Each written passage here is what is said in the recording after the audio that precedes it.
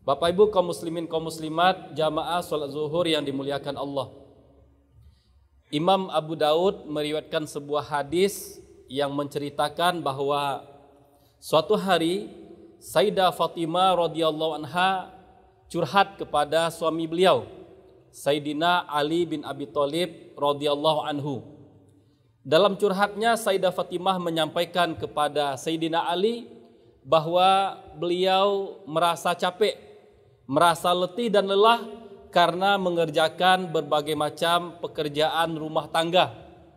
Di antara yang disampaikan oleh Sayyidah Fatimah adalah beliau harus menggiling tepung dengan tangannya sendiri, sehingganya tangannya menjadi lecet-lecet. Sayyidah Fatimah juga harus mengangkat air dengan pundaknya, sehingga ada bekas di pundak beliau. Beliau juga harus menyapu rumah, sehingga bajunya cepat kotor, dan juga memasak sendiri, sehingga kadang baju yang dipakainya itu ada bau-bau asapnya. Sebagai seorang suami yang baik, tentu Sayyidina Ali mendengarkan dengan baik. Beliau tidak marah dan tidak kesal mendengarkan curhat Sayyidah Fatimah. Apa kata Sayyidina Ali kepada Sayyidah Fatimah? Wahai istriku, saya mendapat kabar, mendapat berita bahwa Rasulullah baru saja dihadiahkan beberapa budak. Bagaimana kalau engkau datang kepada Rasulullah, kepada ayah engkau, untuk meminta budak itu yang akan menjadi pembantu di rumah kita? Maka Sayyidah Fatimah pun datang ke rumah Nabi SAW. Namun ketika sampai di rumah Nabi SAW, Sayyidah Fatimah melihat banyak tamu yang ada di rumah Nabi. Maka beliau tidak jadi menyampaikan secara langsung kepada Nabi. Dan kebetulan di rumah ada Sayyidah Aisyah. Beliau sampaikan keinginannya kepada Sayyidah Aisyah. Kalau pekerjaan rumahnya berat, beliau ingin meminta seorang pembantu. Maka Sayyidah Aisyah berjanji akan menyampaikan kepada Nabi SAW. Setelah itu Sayyidah Fatimah pulang dan diceritakanlah oleh Sayyidah Aisyah kepada Nabi SAW bahwa Fatimah merasa berat dengan pekerjaan rumah tangga, minta seorang pembantu. Sebagai seorang ayah yang sayang dan cinta kepada putrinya, Nabi SAW langsung menuju rumah Ali dan Fatimah. Nabi ketuk pintu, kemudian pintu dibukakan. Dan Nabi bertanya, wahai Fatimah, perihal apa engkau datang ke rumahku, kata Nabi. Fatimah pun malu menceritakan kepada Nabi.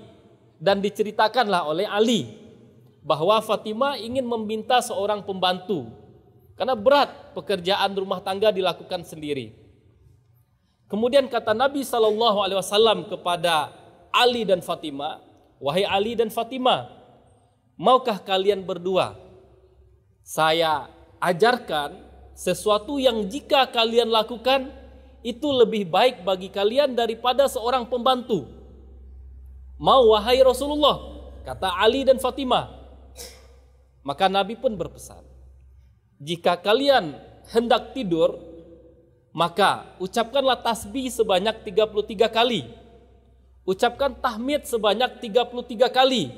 Dan ucapkanlah takbir sebanyak 34 kali. Itu lebih baik bagi kalian daripada seorang pembantu. Bapak Ibu kaum muslimin kaum muslimat, jamaah salat zuhur yang dimuliakan Allah. Dari hadis yang diriwayatkan oleh Imam Abu Daud, tentu banyak pelajaran, banyak hikmah yang bisa kita petik. Hal pertama yang bisa kita ambil hikmah dan pelajarannya adalah tentang Sayyidah Fatimah. Seperti yang kita ketahui bersama, Sayyidah Fatimah di samping putri tercinta dari seorang Rasulullah, dari seorang Nabi, beliau juga satu di antara 4 pemimpin wanita di surga kelak. Ada 4 wanita terbaik yang kelak di surga akan menjadi pemimpin bagi wanita-wanita yang ada di surga. Ada Asia istri Fir'aun, ada Maryam ibu Nabi Isa, ada Sayyidah Khadijah, dan satu lagi adalah Sayyidah Fatimah. Meskipun beliau adalah seorang putri tercinta dari Nabi SAW, meskipun beliau kelak satu dari 4 pemimpin wanita di surga, beliau tidak pernah gengsi melakukan pekerjaan rumah. Beliau tidak merasa dirinya menjadi hina karena menyapu di rumah, karena harus memasak seorang diri, karena harus menggiling tepung untuk suaminya. Beliau tidak merasa hina dengan ini. Ini luar biasa. Kenapa beliau tidak merasa dirinya menjadi hina? Kenapa beliau tidak merasa dilecehkan melakukan pekerjaan rumah? Karena beliau sangat yakin ketika seorang perempuan mengerjakan pekerjaan rumah itu tidak akan menjadikan dirinya hina. Tidak hina di mata Allah, tidak hina di mata suami, tidak hina di mata ayahnya, tidak akan menjatuhkan martabat seorang perempuan. Ini yang sangat diyakini oleh Sayyidah Fatimah. Kemudian dari sini kita juga bisa belajar. Tidak salah ketika seorang istri atau ketika seorang perempuan meminta seorang pembantu kepada suaminya untuk membantu meringankan pekerjaan rumah. Ini tidak salah. Kita semua menyadari dan merasakan pekerjaan rumah itu berat. Tidak salah seorang istri minta kepada suami. Tapi harus diingat, harus memperhatikan kondisi ekonomi suami.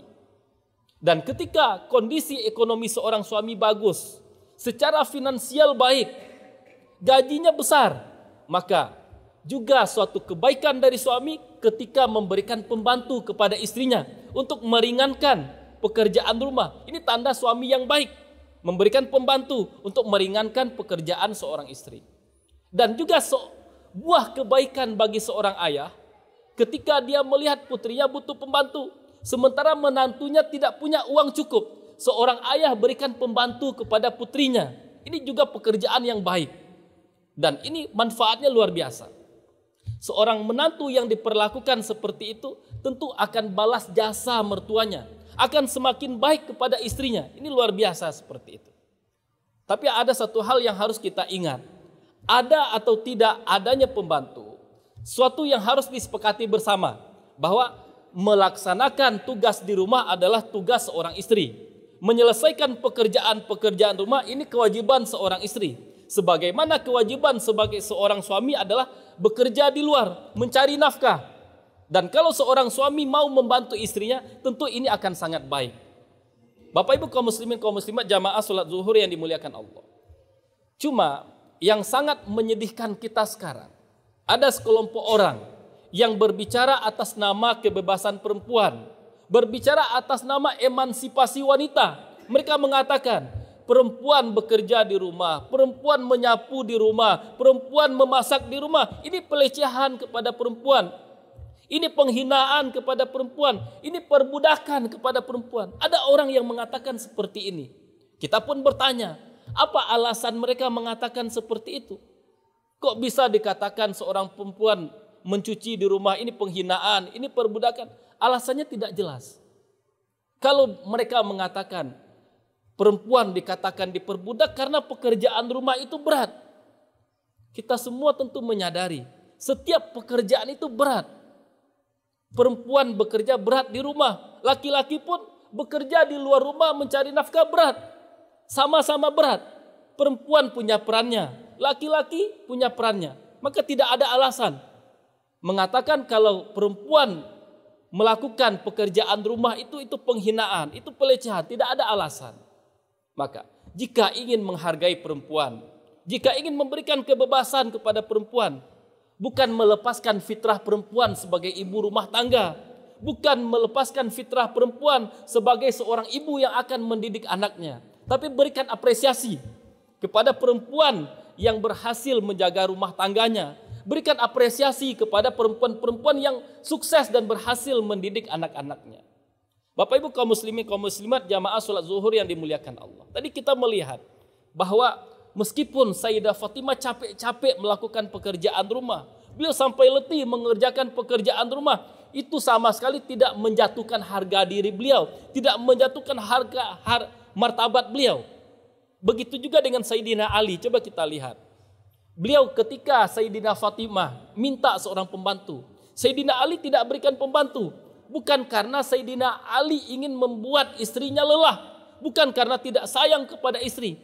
Masalahnya satu, secara finansial, secara ekonomi, Sayyidina Ali tidak bisa untuk menghadirkan pembantu di rumahnya. Bukan karena pelit, bukan karena ingin mempersulit istri, cuman karena masalah ekonomi. Kita lihat lagi tadi, Nabi SAW, beliau tidak memberikan pembantu kepada Fatimah, tidak memberikan pembantu kepada Ali, bukan karena tidak sayang kepada putrinya, bukan tidak sayang kepada menantu, tapi ini sikap adilnya Nabi SAW. Jika seorang Fatimah karena merasa berat dengan pekerjaan rumah diberikan seorang pembantu, tentu Nabi harus memberikan pembantu untuk setiap perempuan di Madinah yang mereka merasa berat melakukan pekerjaan-pekerjaan di rumah. Maka pelajaran lain yang juga sangat berharga di sini, khusus bagi para perempuan. Dari Sayyidah Fatimah kita bisa belajar. Seorang perempuan mesti bangga dengan perannya di rumah. Bisa melakukan pekerjaan di rumah harus bangga. Tanpa perempuan di rumah, tentu rumah akan berantakan. Tanpa peran perempuan di rumah, mungkin bisa jadi bapak-bapak keluar rumah bajunya tidak disetrika, pakaiannya tidak rapi. Maka seorang perempuan harus bangga dengan ini semua. Lebih dari itu, jangan sekedar bangga, rasakan ada pahala dari pekerjaan-pekerjaan rumah yang dilakukan oleh perempuan. Kita semua baca dalam hadis, seorang laki-laki yang memberikan sesuap nasi kepada istrinya, itu dinilai sebagai pahala sedekah. Hanya memberikan sesuap nasi kepada istri. Coba bayangkan, seorang istri yang memasak nasi di rumah, kemudian nasi itu dimakan oleh suami, dimakan oleh anak-anaknya. Tentu pahala sedekahnya lebih besar daripada satu suap nasi yang diberikan oleh suami. Ini harus diingat dengan baik.